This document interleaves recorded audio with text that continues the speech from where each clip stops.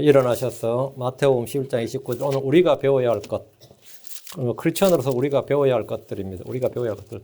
배울 게 너무 많이 있지만 이제 주님께서 배우라 이렇게 말씀하신 게 있어요.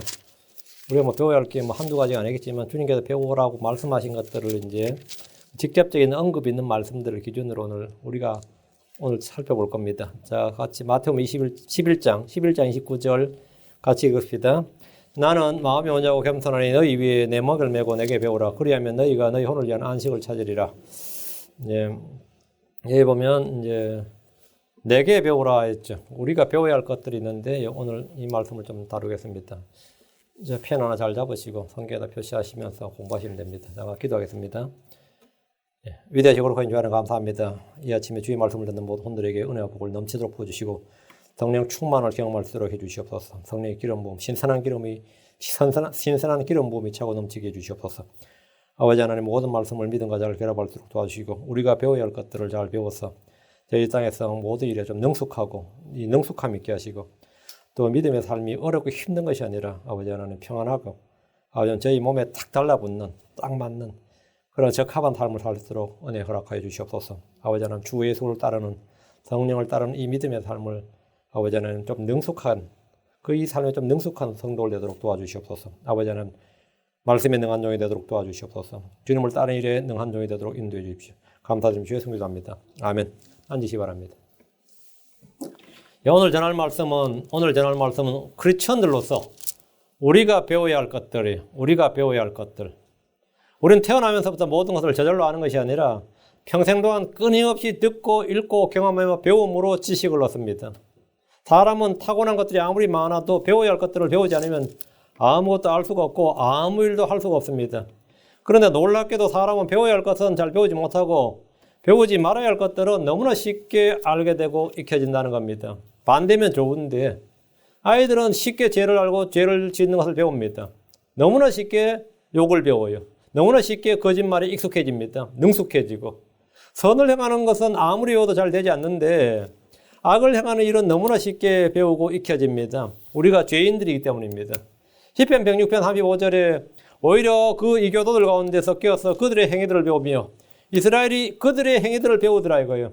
주님 광야에서 40년 동안이나 그들이 주의 명령에 순종하는 법을 가르치게 했습니다. 주의 명령에 순종하는 법을 가르치게 했어요.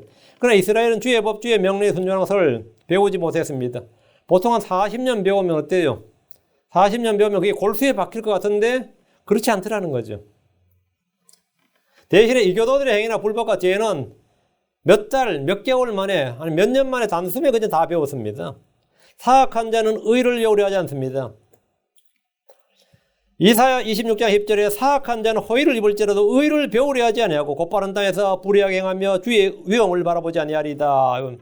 의를 배우려 하지 아니하고 이 말이 뭐예요? 의를 배우려 하지 아니하고 의사가 없다 이거예요. 의를 배우는 데는 의지도 없고 의사도 없고 소원도 없고 한마디로 마음이 없다 이거예요. 그건 관심이 없다. 곧바른 땅에서 불의하게 행하며 그 가나안 땅에서 약속의 땅에서 주님 주신 땅에서 불의하게 행하며 주의 위엄을 바라보지 아니하리다. 태어나면서부터 저절로 아는 지식을 우리가 이제 선험적 지식 그러죠. 오늘 생득적 지식 그럽니다. 이것은 주께서 마음과 생각과 양심의 법을 기록해 두신 것들입니다. 그 외에는 우리가 다 배워야 됩니다. 모두 배워야 됩니다. 그러나 어떤 것은 배워도 알지 못하는 것이 있습니다. 디모데후서 3장 1절에 항상 배우나 결코 진리를 아는 데 이르지 못하느니라. 항상 배우는데 결코 진리를 아는 데 이르지 못하느니라. 지금 정말 이런 사람이 있어요. 이제 이걸 한자로는 고니지지라 그럽니다. 이제 사람을 세 가지 나눌 때 생이지지, 학이지지, 고니지지라 그래요. 생이지지는 타고나면서부터 배운 거예요. 타고나면서 이걸 생득적, 선험적 지시라고 그러고 나머지는 다 학이지, 배워서 아는 거죠. 나머지는 아무리 배워도 이게 안 배워지더라. 아무리 듣고 아무리 해도 나는 그게 잘 안 되더라. 항상 배우나 결코 진리를 아는데 이르지 못하느니라. 왜 그런 것 같아요? 그 머리의 문제 아닙니다. 이유는 머리에 있는 게 아니고 마음에 있습니다. 머리에 있는 게 아니라 마음에 있어요. 짐승 같은 자는 알지 못하고 깨닫지 못합니다. 시편 92편 6절에 짐승 같은 자는 알지 못하며 어리석은 자도 이것을 깨닫지 못하나이다.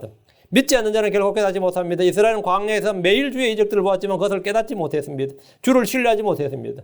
시편 106편 7절에 우리 조상들이 이집트에서 주의 이적들을 깨닫지 못하였으며 주의 풍성한 긍휼을 기억하지 않고 오히려 바다에서 곧 홍해에서 그분을 경노하게 하였나이다. 악한 자들은 판단의 공을 깨닫지 못합니다. 잠언 28장 5절에 악한 자들은 판단의 공을 깨닫지 못하나니, 판단의 공이라는 게 뭐죠? 저지먼트입니다. 저지먼트. 하나님의 판단, 하나님의 판단. 하나님께서 죄라고 하는 건 죄고, 하나님께서 의라고 하는 의고, 하나님의 이 판단의 공의, 하나님의 말씀이 판단의 법도인데, 이 하나님의 판단의 공을 깨닫지 못해. 그게 왜 죄인데 하고, 이 크리스천들이 같지도 않은 이 크리스천들이라는 사람들이 그게 왜 죄냐고 막 따져요. 그 뭐 나한테 따질 일은 아니지. 그 목사한테 따져보면 뭐하겠어. 하나님께 따져야지. 판단의 공을 깨닫지 못하니까 성경을 펴서도 그게 왜 죄냐고 막 따지는 사람 있죠. 그러면 목사가 같이 당황스러워 해가지고, 같이, 그게 왜 죄지? 이러면 그것도 참 골아프지요. 그게 왜 죄냐? 그러고 막, 그럼 뭐라요? 악한 자들은 판단의 공을 깨닫지 못하나 주를 찾는 자들은 모든 것을 깨닫느니라. 주를 찾는 자들은 모든 걸 깨닫느니라. 아, 하나님께서 죄라고 하는 게 정말 죄가 맞구나. 이제 깨닫는다, 이게. 그것이 악이 맞구나, 이게. 오랫동안 교회를 다니는데, 어릴 때부터 부모 따라 기독교 환경이나 분위기에서 자랐는데, 전혀 성경을 깨닫지 못한 이들이 많습니다. 뭐 좀 있다가 아니라 많아요. 좀 있다가 많아요. 저도 우리 애들이 지금 생각보다 이 성경을 깨닫는 게 좀 둔해 보면, 제가 이렇게 해보면 참 답답하지. 그 유전이 아니다 말이지. 뭐 저도 뭐 그 나이는, 저는 그 나이 믿지도 않았으니까 그 나이 따지는 아니지만, 그럼 뭐 목사 집안이 선교사 집안이 중요한 게 아니래. 그 자신이 그 관심이 있고 거기에 대해 뭔가를 추구를 해야 돼. 짐승 같은 자들, 악한 자들이기 때문에 깨닫지 못하는 겁니다. 뭐 다른 이유 없어요. 왜 깨닫지 못하느냐. 짐승 같은 자는 깨닫지 못하고 악한 자들은 깨닫지 못한다. 그렇게는 나의 결론은 거예요. 너희들이 짐승 같은 놈들이구나. 악한 자들이다 이거예요. 응? 악한 자, 다른 이유가 없어요. 마음이 교만하고 완악하기 때문에 그런 겁니다. 그 이유로 깨닫지를 못하는 겁니다. 그들이 듣지 못한 것이 아니었습니다. 유대인들이 듣지 못한 게 아니었어요. 크리스천들이 듣지 못한 거 아니죠. 매주 교회에서 설교를 들었고 믿는 자들 사이에서 교제를 하지만 의를 배우지 못하고 진리를 배우지 못하고 세상을 미워하고 악을 미워하는 걸 배우지 못하는 사람들이 이 크리스천 행세랍니다. 그런 사람들이 오랜만에 인터넷 들어가가지고 옛날 자기 교회 다니던 목사 설교 들으면서 뭐 지금도 그때와 똑같은 설교하네 이러면서는 한 10분만 들어도 10분도 안 들으면 1, 2분만 들어도 뭐 똑같은 말이냐고 꺼버려요. 똑같은 말이네 뭐 옛날 지금 똑같네 이러면서 듣지도 않습니다. 의지도 없고 의사도 없고 소원도 없어요. 그런 사람들이 또 교회에서 집사니 장로니 권사니 전도사 등으로 그렇게 또 부르는 것은 흔한 일입니다. 마태복음 13장 14절에 이사야의 대언이 그들 안에서 성취되었으니 이르되 너희가 듣기는 들어도 깨닫지 못하며 보기는 봐도 알지 못하리라. 듣기는 들어도 깨닫지 못하고 보기는 봐도 알지 못하리라. 항상 배우나 결코 진리를 아는데 이르지 못하느니라. 20년 30년 교회 다니도 모르는 건 모르는 거예요. 깨닫지 못하고 알지 못하고 뭐 진리를 아는데 이르지는 못한다. 우리는 공부하는 일꾼, 일하는 학생입니다. 우리는 배워야 됩니다. 배워야 돼요. 배울 의사가 있어야 돼요. 의지가 있어요. 들의 사자도 먹이 잡는 법을 배웁니다. 안 배우면 사자도 고양이에요. 안 배우면 못해요. 요즘 고양이들, 전 집에서 키우는 고양이들의 특징이 뭐죠? 맨날 사람들하고 같이 노니까 지가 사람인 줄 알고 쥐를 못 잡습니다. 그 앞에 쥐를 갖다 놔도 잡지를 못해요. 쥐를 잡을 생각도 없고, 응? 그러니까 쥐가 놀라가지고 꼼짝 못하고 있다가 잡을 의사가 없는 고양이를 보고 유유히 다니면서, 그렇게 유유히 다닌다고. 제가 시골에서 고양이를 키우면 동네 쥐가 없다고 그랬어요. 왜? 저는 직접 봤습니다. 고양이가 딱 쥐를 봤을 때 쥐는 얼어버리더라고요. 고양이도 그냥 프리즈가 돼요. 그러니까 고양이 그냥 단숨에 와서 잡아버리는 거예요. 근데 요즘 고양이들 그런 야생성이 거의 없죠. 요즘 크리스천들도 마찬가지예요. 이 영적인 본능이나 이 깨어있는 게 전혀 없어요. 그러다 보니까 마귀들도 뭐도 아무도 이 크리스천들에 대한 적이 없습니다. 다 동지지. 우리는 공부하는 일꾼, 일하는 학생이에요. 우리는 배워야 된다요. 영적인 삶을 사는 걸 배워야 되고 믿음의 삶을 배워야 되고 예수를 따르는 걸 배워야 되고 죄와 싸우고 피 흘리가 싸우는 걸 배워야 되는데 이 배우질 않으니까 이 야수성이나 이 야생의 이 기질이 이 크리스천이 전혀 없는 거예요. 예수를 믿는데 죄나 불법에 대한 미움과 투쟁심이 전혀 없어. 그게 무슨 크리스천이에요? 고양이도 못 잡는 저거지. 이상하다. 고양이 잡는 쥐는 없지. 쥐를 잡는 고양이. 쥐도 못 잡는 고양이지. 오늘 크리스천들의 모습이 꼭 그렇습니다. 들의 사자도 먹이 잡는 법을 배웁니다. 에스겔 19장 3절에 그녀가 자기 새끼들 중 하나를 키우며 그것이 젊은 사자가 되어 먹이 잡는 걸 배우고, 젊은 사자가 되어서 새끼를 키우며 뭐라고요? 젊은 사자가 되어서 먹이 잡는 걸 배우고 사람들 삼키느니라. 그 사람들이 사자 만나면 두려워하죠. 왜? 잡는 걸 배운 거죠. 에스겔 19장 6절, 그가 사자들 가운데서 오르락내리락 하며 젊은 사자가 되어 먹이 잡는 것을 배우고 사람들 삼키며. 요즘 이런 제일 좋은 프로그램 제가 볼 때는 내셔널 지오그래픽이에요. 내셔널 지오그래픽은 어떻게 그렇게 사진을 잘 찍었는지. 이 치타가 자기 새끼한테 먹이 잡는 법을 가르치는데 딱 경치 좋은 곳에 딱 이제 놔요. 자기 새끼를 딱 놓고 구경하게 하고 자기가 잠복해가지고 그 곁에 치타가 빠르죠. 근데 빠른데 약점은 오래 못 달린다는 거예요. 그래서 최대한 먹이 가까이 가서 달려서 단숨에 목을 뜯어야 되는데 이 표범처럼 이가 튼튼하지 않습니다. 치타가. 이 또 약점이 있어요. 이가 튼튼해야지 한번 물면 어떻게 되죠? 안 놓죠. 이가 튼튼하면. 근데 치타는 이가 표범처럼 튼튼하지 못하고 사자처럼 힘이 세지 못해요. 사자는 힘이 세기 때문에 치면 사슴 곁에 한 방에 나가 떨어지는데 치타는 그런 펀치가 없어요. 그러니까 최대한 가까이 가가지고 순식간에 잡아서 정확하게 목줄을 잡아야 돼. 그렇지 않으면 사냥에 실패합니다. 그거를 가르치는 거예요. 그럼 그 새끼들은 그 엄마가 사냥하는 법을 다 배우는 거예요. 그렇게. 그래가지고 그걸 가르쳐야 된다고. 사자들도 마찬가지입니다. 배우는 거예요. 에스겔 19장 6절에 그가 사자들 가운데서 오르락내리락 하며 젊은 사자가 되어 먹이 잡는 것을 배우고, 젊은 사자가 되어서 먹이 잡는 걸 배우고, 배워야 삽니다. 야생에서 배워야 살아요. 젊은 사자가 먹이 잡는 걸 배우고 독수리도 어미에게 나는 법과 사냥법을 배웁니다. 주 하나님은 가르치시는 분입니다. 시편 25편 8절 9절에 주께서는 선하시고 곧바르시니 그러므로 그분께서 죄인들을 그 길로 가르치시로다. 그분께서 온유한 자를 판단의 공의로 지도하시리니 곧 온유한 자에게 자신의 길을 가르치시로다. 주님은 가르치시로다. 가르치신다. 주님은 자기 자녀들에게 이 땅에서 사는 법을 가르치시는 분입니다. 가르쳐야죠. 그리고 우리는 배워야 되고, 가르치는데 안 배워. 그럼 꽝인 거죠. 주님은 내게 배우라고 하셨습니다. 주님이 가르치시는 분이기 때문입니다. 주 예수님은 밤낮으로 가르치셨습니다. 성전에서 가르치셨고, 회당에서 가르치셨고, 어느 집에서, 광야에서, 산에서, 바닷가에서, 하여튼 주님은 가르치셔서 백성들을 가르치셨습니다. 주님은 시간을 가리지 않고, 대상을 가리지 않고 가르치셨지만, 그럼 주의 말씀을 들은 사람이 다 배웠어요? 유대 땅에서, 사마리아 땅에서, 아니면 갈릴리 땅에서 주님을 보고 주님께 말씀을 들은 사람은 수만이었지만 그들이 다 배웠냐고요? 다 배운 건 아니에요. 겸손한 자들이 배웁니다. 주님은 누구에게 가르치냐? 주님은 젖먹이들에게 가르친다래요. 겸손한 자에게 가르친다고요. 이사야 28장 5절, 그분께서 누구에게 지식을 가르치시려는가? 그분께서 누구에게 교리를 깨닫게 하시려는가? 젖을떼고 젖가슴에서 물러난 자들에게로다. 젖을떼고 젖가슴에서 물러난 자들, 한마디로 말해 베이비들이죠. 어릴 때부터 가르치는 거예요. 어릴 때부터. 주님은 온유한 자들에게 가르치십니다. 시편 25편 9절에 그분께서 온유한 자를 판단의 공의로 지도하시리니 곧 온유한 자에게 자신의 길을 가르치시로다. 온유한 자에게 가르치신다. 주님은 주를 두려워하는 자들을 가르치십니다. 시편 25편 12절, 주를 두려워하는 자가 누구냐? 그분께서 친히 택하실 길로 그를 가르치시로다. 젖먹이들에게 가르치시고, 온유한 자에게 가르치고, 주를 두려워하는 자들에게 가르치신다. 주님께서 가르치신다.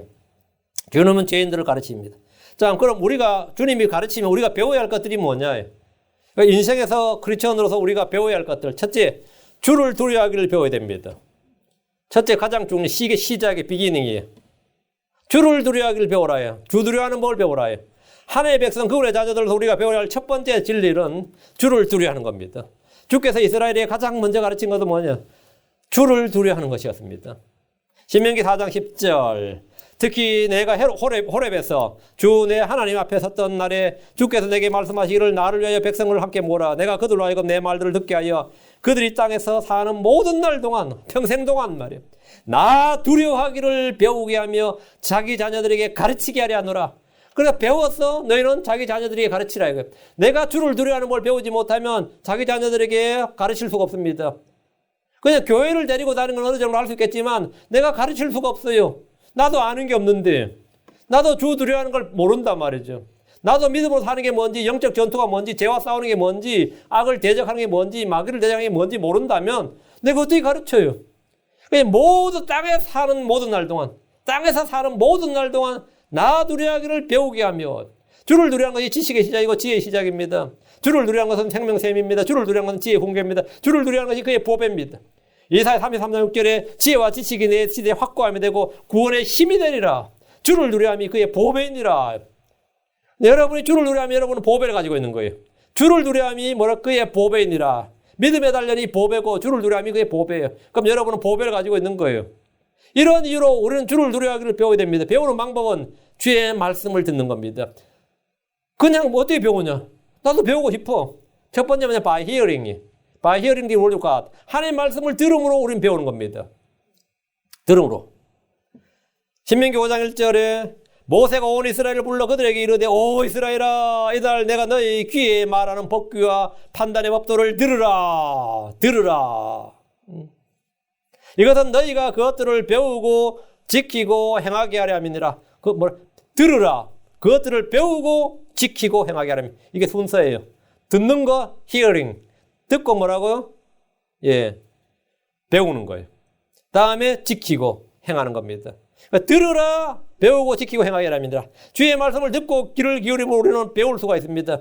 듣기 싫어하거나 듣기를 거부하면 결코 배울 수가 없습니다. 조금 크면 애들도 그러죠. 그만하라 그러고 말하면 뭐라 그러죠? 부모가 말하는데도 그만하라 그러죠. 듣기 싫다고 그만하라 그러죠. 응? 듣기 싫다 이 말이죠. 성도들로 하나님 앞에서 이제 그만하라고요. 설교 그만하라고. 이제 그거 그만하라고. 듣기 싫다 이거죠. 들으라. 들음으로 배우는 겁니다. 신명기 31장 12, 13절 백성들과 남자와 여자와 아이들과 내 성문 안에 거하는 나그네를 함께 모아 그들이 듣고 배우고 주 너희 하나님을 두려워하며 이 율법의 모든 말씀을 지켜 행하게 할지니 이것은 아무것도 알지 못한 그들의 자손들이 너희가 요르단을 건너가 소유할 땅에 사는 동안 듣고 주 너희 하나님 두려워하기를 배우게 하려 함이니라. 어떻게 배우느냐 이거예요. 듣고 배운다예요. 듣고 배우게 하려 함이니라. 그들이 듣고 배우고 두려워하며 지켜행하게 할지니 이랬습니다. 이것이 배움의 순서입니다. 믿음은 들으면서 옵니다. 성경의 대부분의 선포는 들으라 이렇게 시작합니다. 배우는 또 한 가지 방법은 읽고 배우는 겁니다. 첫 번째는 뭐냐? 귀로 듣고 배우는 귀죠. 듣고 배우고 두 번째는 읽고 배우는 거. 읽고 read and learn이에요. 신명기 17장 19절 평생토록 자기 곁에 두고 그 안에 것을 읽어서 평생토록 읽어라. 성경은 평생토록 읽을 책입니다. 평생토록 것을 읽었어. 그래서 내가 어떤 리딩이 약하다는 사람들 늘 하는 말이 그거예요. 성경책을 한번 그냥 read through, from cover to cover. 성경을 한번 그냥 통독을 하라고. 그러면 리딩 파워가 저절로 생긴다고. 저절로 늘어난다고. 참이 문서문해력이 약하고 독해력이 약한 크리스천들이 많습니다. 잘 안 읽힌다는 거예요. 이 성경 읽으면 잘 안 읽히는데 참 진짜 그런 사람들 그게 거짓말이 아니에요. 잘 안 읽힌 사람 안 읽혀요. 읽어도 별로 저게 안 되고.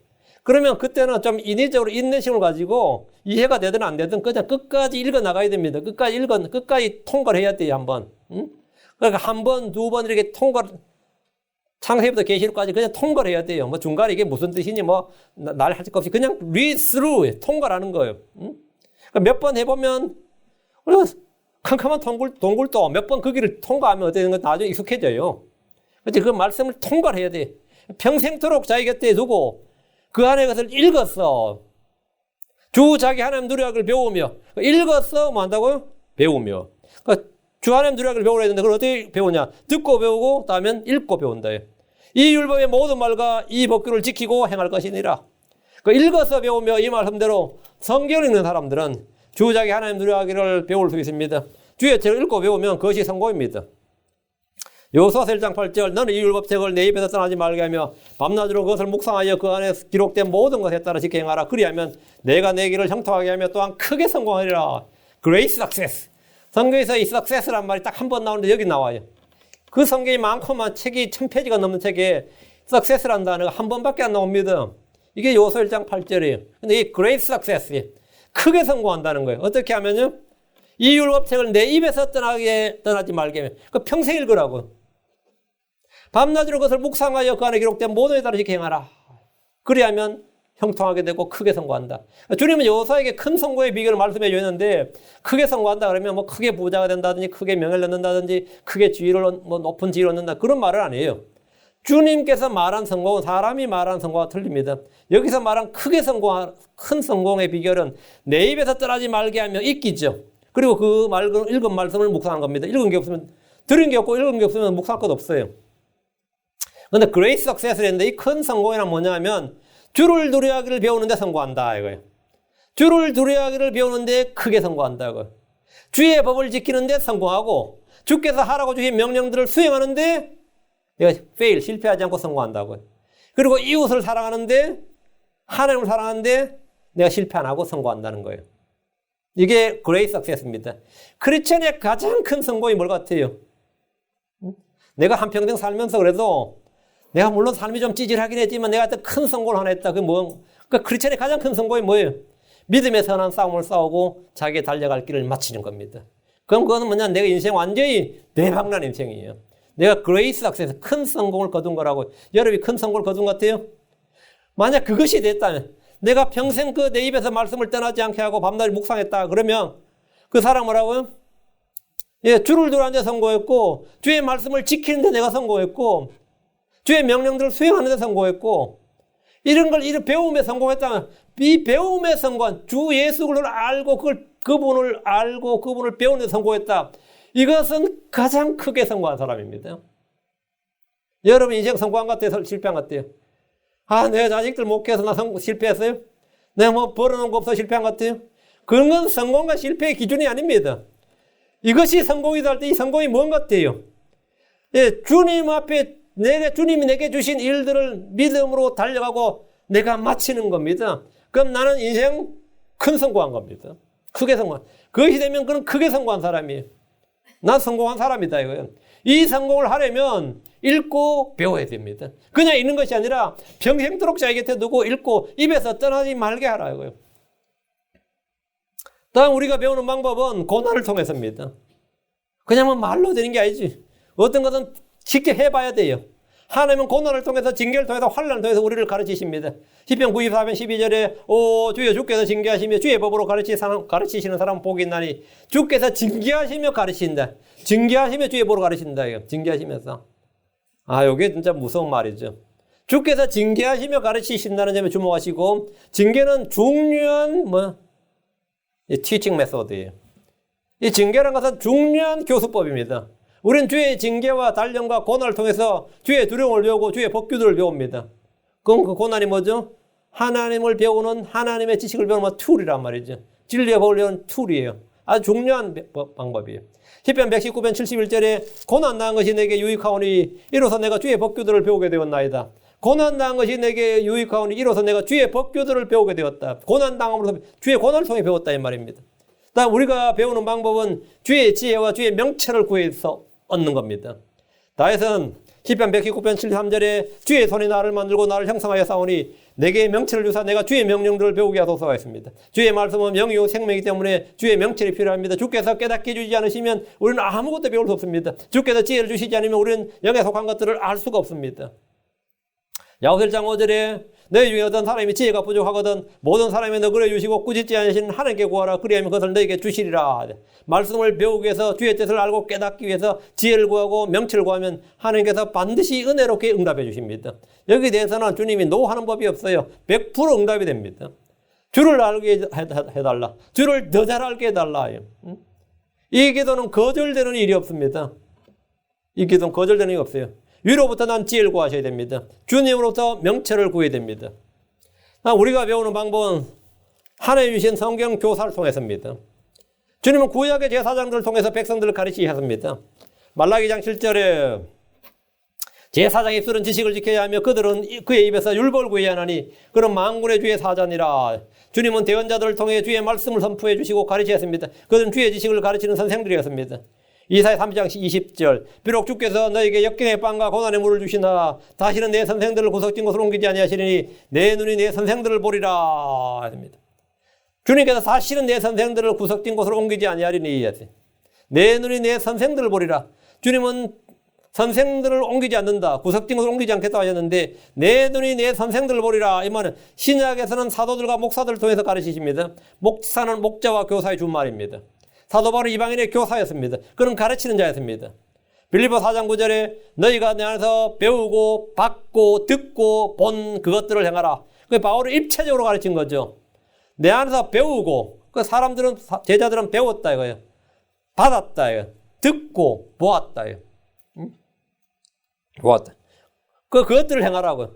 그리하면 평강의 하나님께서 너희와 함께 하시리라. 바울은 성도들에게 내 안에서 배우고 받고 듣고 본 것들을 이랬는데 그는 말로 가르쳤을 뿐 아니라 삶을 통해서 보여주면서 주를 따르는 본을 보여주면서 가르쳤습니다. 가장 위대한 교사였죠. 가장 위대한 교사였죠. 자, 첫 번째 주를 두려운 걸 배우라는데 배우는 방법을 제가 쫙 말씀드렸고요. 두 번째 우리가 배울 것, 잘 행하기를 배우라. 잘 행하라고, 잘 행하라고. 잘 달리고, 잘 행하고, 잘 싸우고. 예. 이사 1장 11절. 잘 행하기를 배우고, well doing. 잘 행하기를 배우고, 판단의 공의를 추구하며, 하나님만 학대받는 자들을 구제하고, 아버지 없는 자들을 위해 재판하며, 과부를 위해 변호하라. 주님은 봉헌물 가지고 성전에 오는 이스라엘 백성들 향해서 지금 그들이 배워야 할 것을 말씀해 주셨습니다. 잘 행하기를 배우라. 행하는 걸 좀 배우라. 영으로 잘못하고 불법을 행하는 자들이 너무나 많았기 때문입니다. 내가 종교적인데 남의 종교적 의무를 다 하고 있는데 잘 행하기를 배우지 못하고 있다. 유대인들은 율법에 따라서 절기를 지키고 성전으로 희생물들을 들고 오지만 그들이 잘 행하지 않았다는 겁니다. 잘 행하기를 배우라는 것은 판단의 공의를 추구하라. 학대받는 자들을 구제하라. 아버지 없는 자들을 위해 재판하고 과부를 위해 변호하라. 한마디로 말하면 이게 쭉 명령이 많은데 한마디로 말하면 내 이웃을 사랑하라 이 말입니다.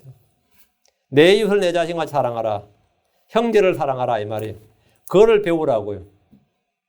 그 헌물 드리는 방법, 절기 지키는 방법, 뭐 규례를 지키는 방법, that's okay. 그거 좋아. 근데 잘 행하기를 배우라 이거예요. 뭘 배우라는 거예요? 이웃 사랑, 형제 사랑을 배우라 이거예요. 선을 행하고 의를 추구하는 것은 잘 행하는 일입니다. 이웃에게 긍휼을 베푸는 일은 잘 행하는 일입니다. 서로의 짐을 나누어진 것은 잘 행하는 일입니다. 근데 잘 행하면 누가 알아줍니까? 나만 손해보는 것 같아. 나는 잘 행하는데 그런 나에게 감사하지도 않고 별로 나에게 리액션이 별로 없어. 내가 해주는 만큼 뭐 해줘요? 어때 생각해요? 뭐 나는 그래도 나름 애써 하는데 이게 뭐 별로 뭐 돌아오는 게 없단 말이지. 그럼 어떻게 되죠? 지치죠. 그리고 내가 왜 하나 싶고. 특히 사람들이 인정을 구하는 사람들은 그 인정 못 받으면 그 일 계속 못 합니다. 그게 인정받는 게 자기 그 일의 뭐 동력이고 모티베이션이고 힘인데 그거 못하면 없어요. 그런 사람, 그보다 더 잘하는 사람을 옆에 한 명 붙여줘야 시기와 질투로 같이 계속 일해요. 그런 사람 옆에 그 사람보다 일 더 잘하는 사람이 계속 나타나줘야 돼. 그러면 지치다가도 막 다시 힘을 내서 하고 그래요. 그래서 주님께서 잘 행하다가 지치지 말라. 잘 행하다가 지치지 말고 기진하지 말라고 그랬습니다.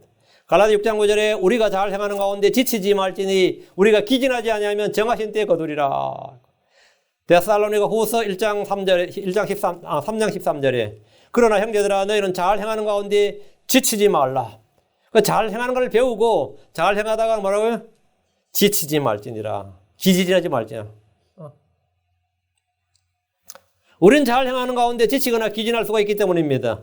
잘 행하고도 그것으로 인해 고난을 당할 수 있습니다. 그러나 끈기 있게 견디는 것이 하나님께서 받으실 만한 겁니다. 받으실 만한 것입니다. 베드로전서 2장 20절에 너희가 너희 잘못으로 인하여 매를 맞고 참으면 그것이 무슨 영광이냐. 그러나 너희가 잘 행하고도 그것으로 인해 고난을 당하고 끈기 있게 그것을 견디면 이것은 하나님께서 받으실 만한 것이니라. 어느 날 교회 다니는 많은 크리스천들의 욕구는 잘 먹고 잘 사는 것이지 잘 행하는 것이 아닙니다. 주님께서는 잘 행하라 그랬지. 근데 사람들의 욕구는 뭐죠? 잘 행하는 것이 아니에요. 잘 먹고 잘 사는 거지. 가인은 주께 헌물을 가져와 드렸지만 잘 행하지 않았습니다. 주님께서 말씀하셨어요. 내가 잘 행하면 너를 받지 아니하겠느냐? 그러나 내가 잘 행하지 아니하면 죄가 문 앞에 엎드려 있느니라. 그의 열망이 내게 있으니 너는 그를 다스릴 것이니라 하시니라. 네가 잘 행하면, 네가 잘 행하지 않으면 우리는 뭐 잘 행하기를 배워야 된다 이거예요. 우리가 웰빙이 아닙니다. 웰페어도 아니고 잘 행하기를 배워야 돼요. 선행은 구원의 조건이 아니지만 구원의 결과고 구원의 열매이면 틀림없습니다. 우리는 크리스천들로서 선한 행위를 지속하는 법을 배워야 됩니다. 잘 행하길 배우라 이거예요. 디도 3장 14절 또 우리에게 속한 사람들도 필요한 용도를 채워주기 위해 선한 행위를 지속하는 것을 배워 열매 없는 자가 되지 않게 하라. 여기 보면 선한 행위를 지속하는 걸 배워라. 선한 행위를 지속한다. 그게 뭐예요?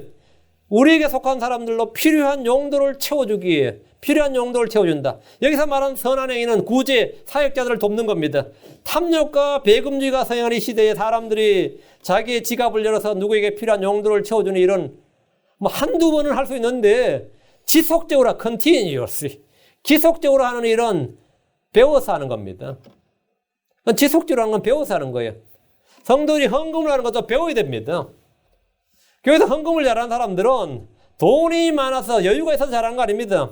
신앙생활 초기에서 누군가로부터 그것을 배워서 그런 겁니다. 잘 배운 사람이 잘 행하는 겁니다. 잘 배운 사람이 잘 행해요. 근데 배우지 못한 사람은 평생 교회를 다녀도 헌금 하긴 하는데 굉장히 인색하게 하거나 억지로 마지못해 합니다. 그걸 잘 배워야 돼요. 내가 하나님께 얼마를 드려야 되고 어떻게 드려야 되는 걸 잘 배우면 그걸 평생 동안 잘 행합니다. 평생 동안 잘 행해요. 그 잘한 사람들이 돈 많아서 많이 하고 잘한 거 아닙니다. 헌금을 해야 되는 거를 하나님께 드리는 걸 잘 배운 거예요. 필요한 용도를 채워주기 위해서 교회의 필요나 사역자들의 필요를 채워주기 위해서 선한 행위를 지속하는 걸 잘 배운 겁니다. 잘 배운 사람들 잘 행합니다. 잘 배운 사람 잘 행해요. 안 배운 사람은 교회 몇십 년 전에도 항상 특히 미국 교회 같은 데는 그냥 5불, 10불 합니다. 헌금하라고 5불, 10불이에요. 한국 사람들 거기 배우면 정말 많이 하고 잘하는 거지. 근데 물론 그 동기가 어떤 사람은 기복주의로 하나님께서 이렇게 많이 갚아주실 거예요. 이런 기복주의도 있고, 현세주의도 있고, 탐욕에 물들어간 사람도 있고, 체면치료 하는 사람도 있고, 별의별 동기가 많겠지만 한국 사람들 많이 해요. 근데 우리는 바른 진리에 근거해서 바르게 배워서 바르게 뭘 해도 바르게 잘 행해야 됩니다. 엉뚱하게 엉망으로 하는 게 아니라 잘 행하기를 배우라 이거예요. 셋째, 주의 교리를 배워야 됩니다. 주의 교리를 건전한 교리를 배워야 돼요. 이사야 29장 24절 영으로 잘못하는 자들도 깨닫게 되고 불평하는 자들도 교리를 배우리라. 교리를 배우리라. 이 교리가 뭐죠? 닥트린. 이 교리, 주의 교리, 건전한 교리. 우리는 주의 교리를 배워야 됩니다. 교리하면 질린다. 교리라는 것은 굉장히 부정적인 인식을 가진 크리스천들이 많이 있습니다. 교리는 주의 가르침, 하나님의 원칙입니다. 교리라는 것, 닥트린이라는 것은 하나님의 가르침 원칙이에요. 신약에서 주의 말씀을 들었던 백성들은 그분의 교리에 깜짝 놀랐습니다. 마태복음 7장 28절에 예수님께서 이 말씀들을 마치심에 사람들이 그분의 교리에 깜짝 놀라니라. 그분의 교리에 깜짝 놀랐다. 유대인들이 주의 말씀을 들을 때 보인 반응 중에 하나가 그분의 교리에 깜짝 놀란 것이거든요. 자꾸 깜짝 놀라요. 놀라. 마태복음 22장 33절 무리가 이 말씀을 듣고 그분의 교리에 깜짝 놀라더라. 깜짝 놀랐다 했죠. 그분의 교리는 서기관들이나 바리새인들의 교리나 사두개인들의 교리와 완전히 달랐습니다. 무엇보다 사람을 깜짝 놀라게 한 게 뭐냐? 마가복음 1장 22절 그들이 그분의 교리에 깜짝 놀라니 이는 그분께서 권위를 가진 자로서 그들을 가르치시고 서기관들과 같이 서기관들 같이 하지 아니하시기 때문이더라. 아니더라. 주님은 권위를 가지고 가르쳤다. 그냥 가르침이 부드럽고 이런 게 아니라 주님의 가르침, 그 주의 교리는 권위가 있었습니다. 권위가 있었다는 말은 뭐냐면 실체가 있었다 이거예요. 그냥 말로 끝나는 게 아니라 말에 뭐가 있었는 거죠? 말의 능력이 동반됐다 이 말입니다. 마가복음 1장 27절 그들이 다 놀라며 자기들끼리 물어 이르되 이것이 무슨 일이냐 이것이 무슨 새로운 교리냐 그가 권위를 가지고 심지어 부자한 영들에게 명령하니 그들이 그에게 순종하는도다. 그게 마귀들이 주님께 순종하더라 이거예요. 풍랑도 순종하고 파도도 순종하고 모든 게 다 순종한다 이거예요. 주의 말씀은 뭐라고요? 권능의 말씀이에요. 그 권위를 가지고 명령하신다. 예수님의 교리는 권위와 권능이 있었고 부정한 영들이 순종했습니다. 누가복음 4장 32절 그들이 그분의 교리에 깜짝 놀라니 이는 그분의 말씀에 권능이 있었기 때문이더라. 주의 말씀에 있었던 게 뭐냐? 권위가 있었더라, 권능이 있었더라. 권위가 있었더라, 권능이 있었더라. 사람들의 교리와 그분의 교리의 차이가 권능의 차이입니다. 이제 이거는 직장 생활 해본 사람 잘 알죠? 상사가 하는 말이 뭐죠? 그 사람이 다른 거지. 그 authority죠. 권위 때문이에요. 권위 때문에 내가 순종하는 거지 다른 거 없으면 권위가 있어서 순종하는 권위가 있었어. 그래서 특히 더 하죠. 그건 뭐 나이 차이도 없고, 근데 먼저, 한 달 먼저 들었다고 먼저 기술 차이가 나게 있어가지고, 그냥 그 뭐, 머리 박아 하면 바꿔요. 아이고, 나 진짜.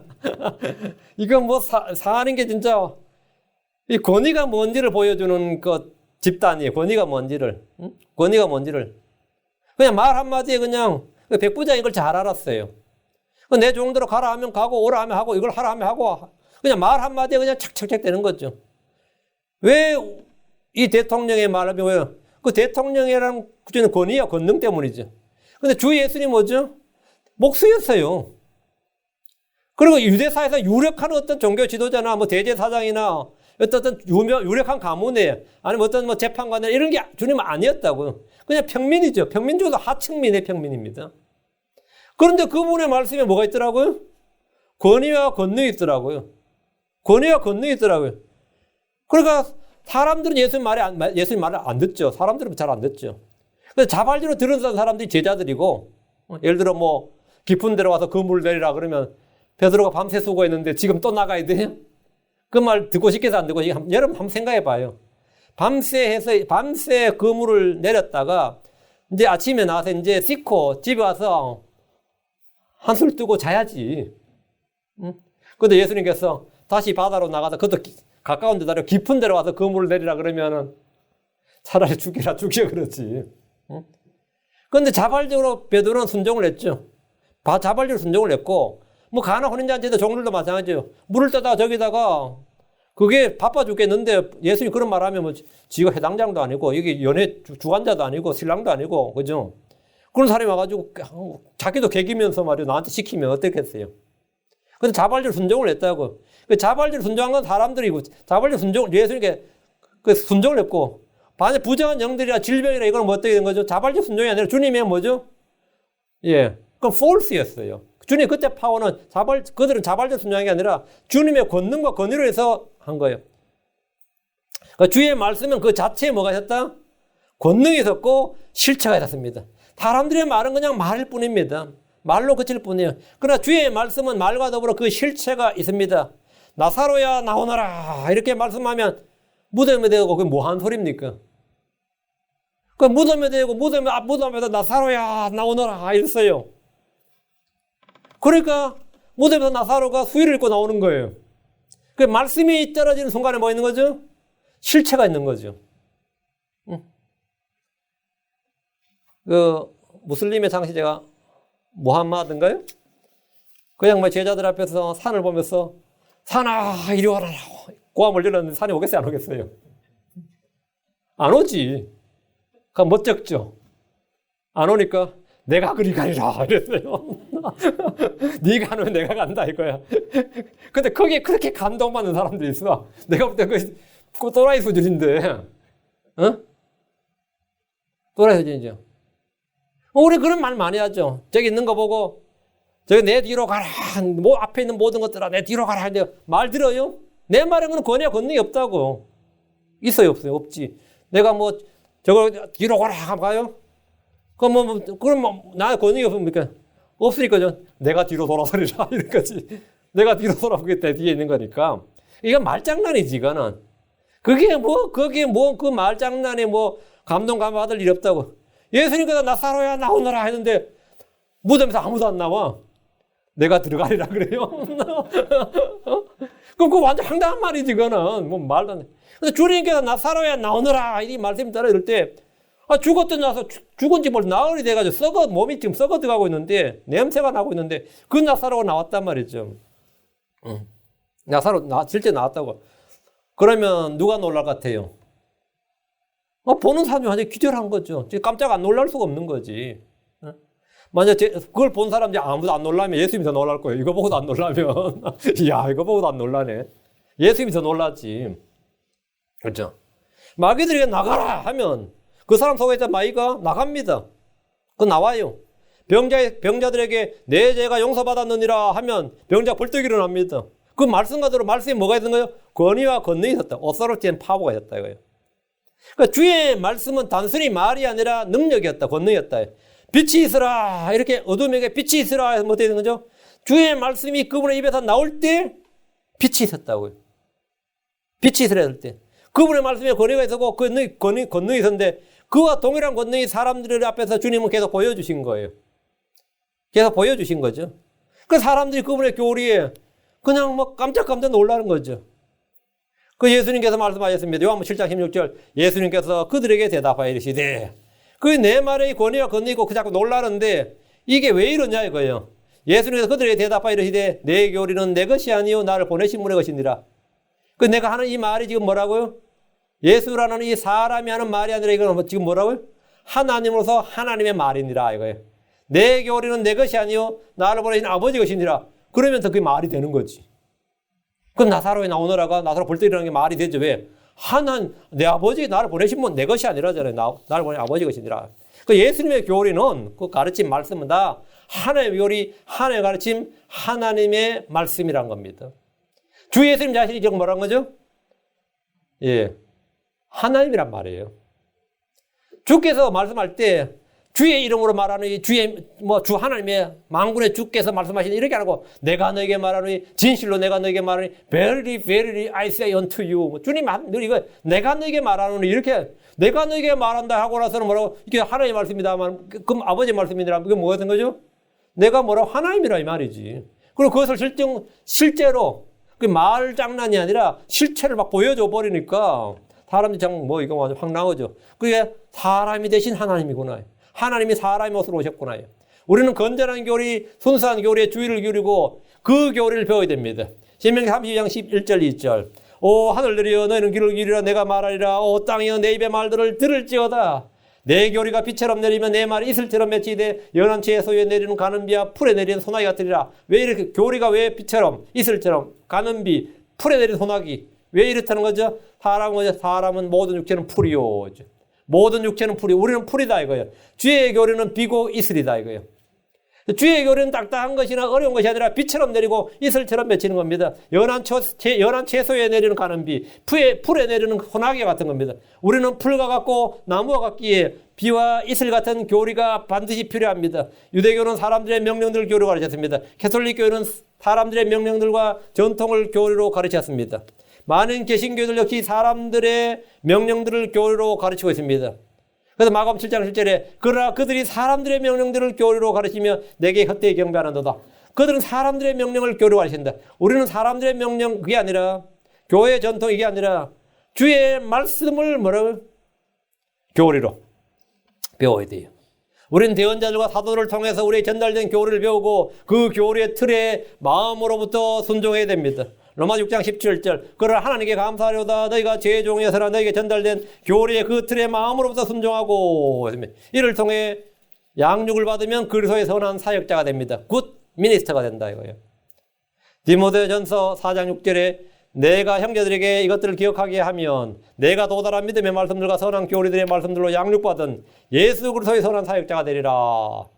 예수 그리스도의 선한 사역자가 되리라.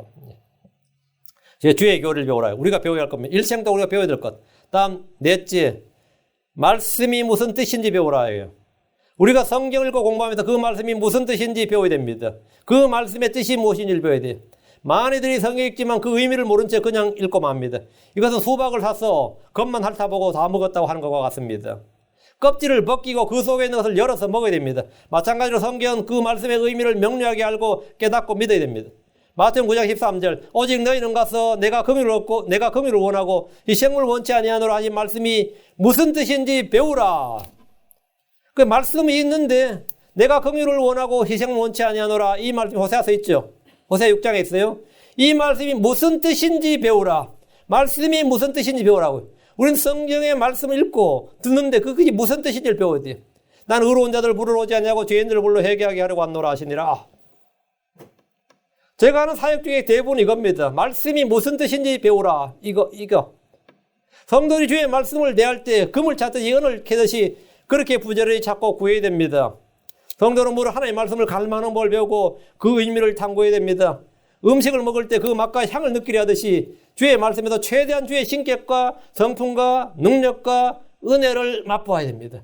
다윗이 말씀의 선한 맛과 단맛을 알았습니다. 성경은 주의 말씀들을 듣지 못하는 기근이 올 것이라고 말씀하고 있습니다. 지금 유럽을 보십시오. 그곳은 지금 무슬림 국가 못지않게 성경 말씀이 희귀한 곳이 되었습니다. 지금 서유럽, 웨스턴. 그 동유럽보다 서유럽 쪽에는 무슬림, 캐톨릭, 동성애자들, 무신론자들로 가득합니다. 이건 거의 이교도들의 땅입니다. 날이 갈수록 신자들은 성경적인 진리와 교리에 근거한 설교를 듣기 어려워질 겁니다. 목사들은 모두 신학교에서 학위를 받고요. 목사 안수증을 가지고 있지만 그들은 성경을 믿는 것이 아니라 성경을 뜯어 고치는 일을 하며 하나님의 말씀이 아니라 사람들의 명령들과 교회의 전통을 교리로 가르칩니다. 많이들이 제게 어느 교회를 가야 되는지를 묻습니다. 다닐 만한 교회를 알려달라고 말합니다. 그러나 제 역시도 그런 교회, 그런 목사를 찾기 어려운 지경에 놓였습니다. 어느 교회 가라, 어느 목사에 가라 하기가 지금 어디 사냐고 물으면 어디 산다고 하면 찾기가 어려워요. 거기다가 또 하나 가르쳐 놓으면 그 가보니 영 안 입지도 이러고 있어요. 또. 나 참. 가보니가 아니더라 이거요. 전부 다 자기 기준과 자기 입맛에 맞는 뭘 찾으니까 자기가 말씀에 맞춰야 돼, 말씀에. 그 말씀에 맞춰서 말씀의 기준이 뭐냐, 교회 선택의 기준이 뭐냐 이거예요. 응? 교회 선택의 기준이 뭐냐예요. 이 교리를 배워서 이 교리에 맞춰 이 교리가 맞는지 나의 교리가 맞는지 이걸 딱 맞춰야 되는데 이런 걸 맞추지 않으니까 딱 가서 이제 분위기부터 한번 살펴보고 딱 이제 교회 분위기부터 보는 거죠. 이 교회도 지금 우리가 저쪽 2층 교회에 있었으면 2층 그 다락방 같은 교회 거기 오신 분 지금 2층 교회 출신이 몇 명 되나? 몇 명 안 되죠. 거기 있으면 교회 안 올 사람도 있으러 이 자리 지금 없을 사람도 들어갑니다. 솔직히 말해서. 그런데 이 교회가 막 옆에 교회 있죠. 장로교회. 저 정도 되면 지나가다 올 사람도 들어갑니다. 그냥 차 몰고 가다가 오늘 교회 그냥 방문객입니다 하면 들어올 교회도 수두룩해요. 이 사람들이 교회 선택 기준은 뭐냐면 식당에서 오늘 뭐 먹을까 정하는 것보다도 더 사실 형편없습니다. 형편없어요.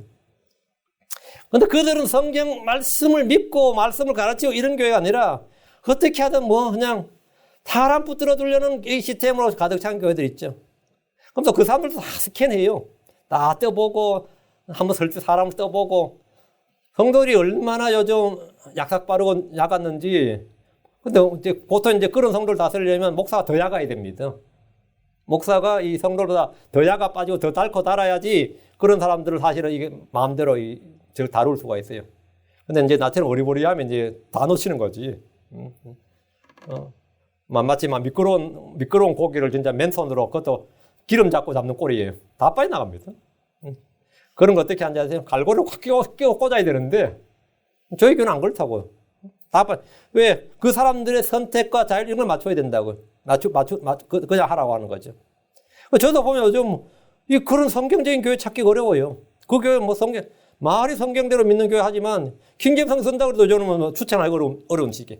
말씀이 이제 기근이 되는 시기, 이제 말씀의 기근이 온 시대가 된 거예요. 지금 이제 한국이나 미국은 다 마찬가지예요. 그들은 학원 저보다 보면 뭐 박사학위 받았다고 막 그래요.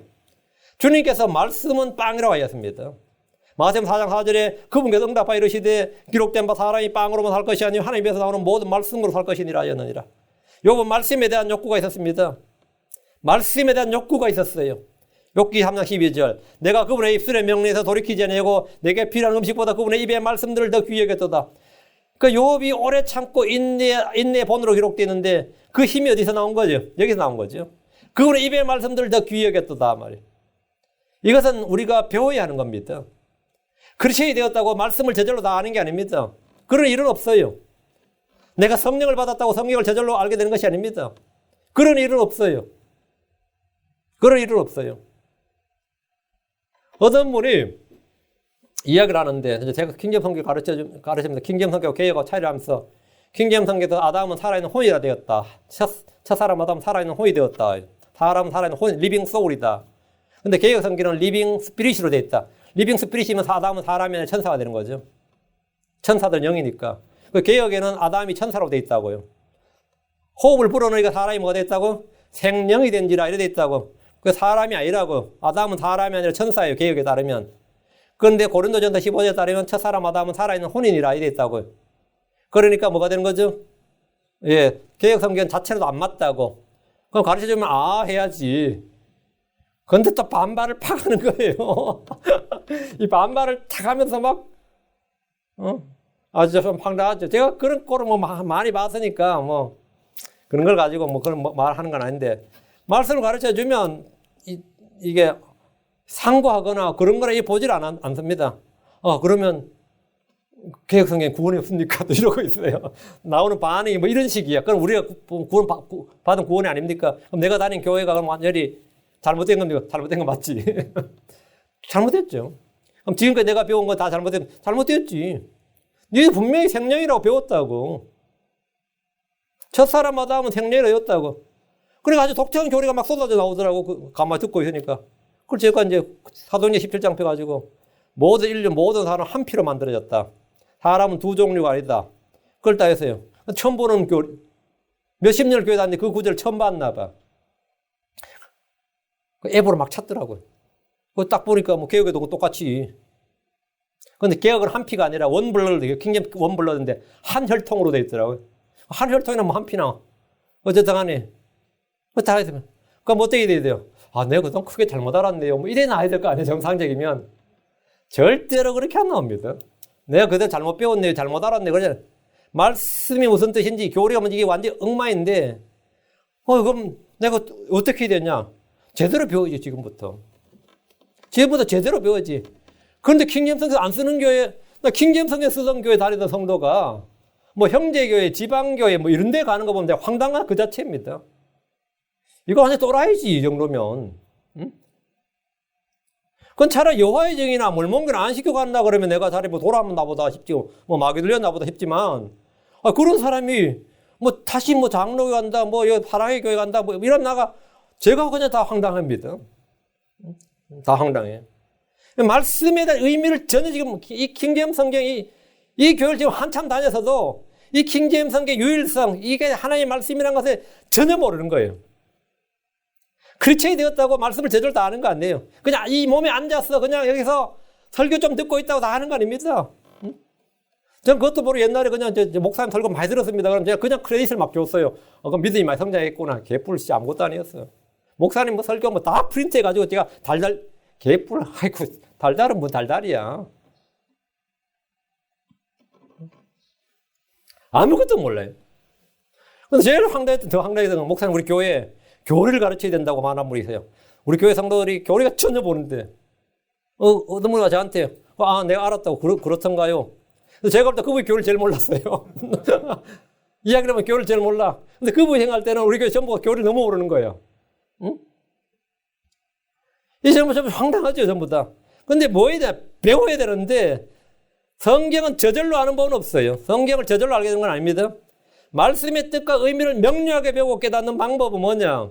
그럼 어떻게 해야 되냐? 성경을 반복적으로 읽고 그 말씀과 말씀을 비교함으로써입니다. 제가 우리 교회 설교를 듣고 여러분 정리하라 그러죠. 왜 정리하라면 제 윤목사 설교 여러분이 들어가지고 교리 정립이 안 돼요.